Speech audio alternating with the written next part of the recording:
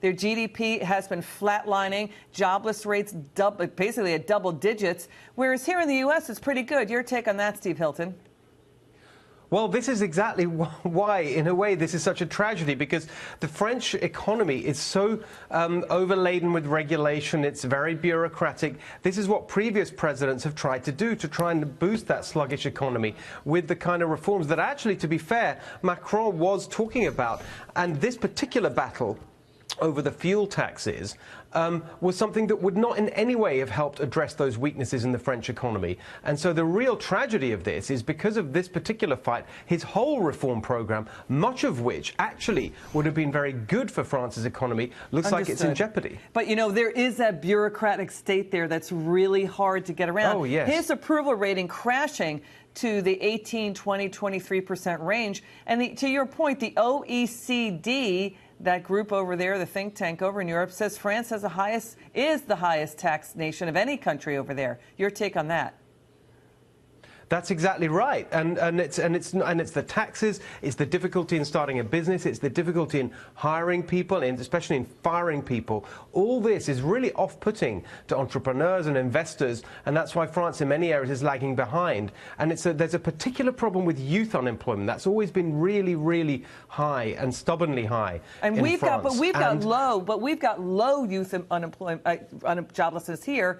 You know, the thing is, Steve, you said this before, you don't see a European Silicon Valley.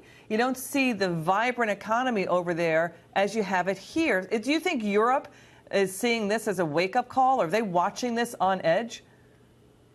I don't think they will. This is the terrible problem, I think, is that they won't see the real lesson in here. I mean, if you look at that economic contrast, what's prompted that economic boom that we've seen here with President Trump? It's been his economic policy agenda. It's been tax cuts and especially the deregulation, getting rid of those regulations that stand in the way of entrepreneurs and business people. And every time that conversation in Europe goes to why don't we have Silicon Valley, why don't we have this great economic success story, their answer is always more bureaucracy, more top-down, centralized state intervention from the EU, for example. They say, let's have an EU project. They literally at one point said, let's have an EU version of Google that we will build. That's the craziest answer you can imagine. So I don't think they'll learn the right lessons. They never do. I hear what you're saying. Let's get to the outrage in China over the arrest of that Huawei chief financial officer. Steve, do you think the media jumped the gun here, saying that this was too much of an aggressive push by the Trump administration, because she was arrested in Canada, now charged with sanctions fraud for telling banks that Huawei had no connections with a company called Skycom that was doing business with Iran, when Skycom is a unit of Huawei, a company she helps run. And even Canada's Justin Trudeau says her arrest was not politically motivated. Your take on this, Steve? I think that's correct. I think it's really important that this happened. It's a good thing that we're taking this action against China's. This is just the latest example of China's breaches of international good practice, and it's happening all over the economy in all sorts of different sectors. They're breaking rules everywhere, and in fact, I think this kind of response is in a way better than a blunt tariff-based response, because this targets the really bad behavior directly. But it's You've about got fraud. These state-owned enterprises. This is about fraud. This is about deceit, right?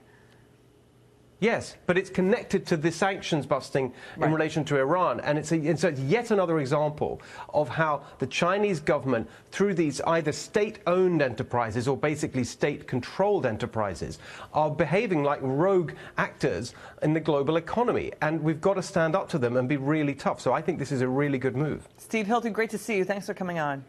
And be sure to catch Steve Hilton's show on Fox News, The Next Revolution, Sundays at 9 p.m. Eastern Time.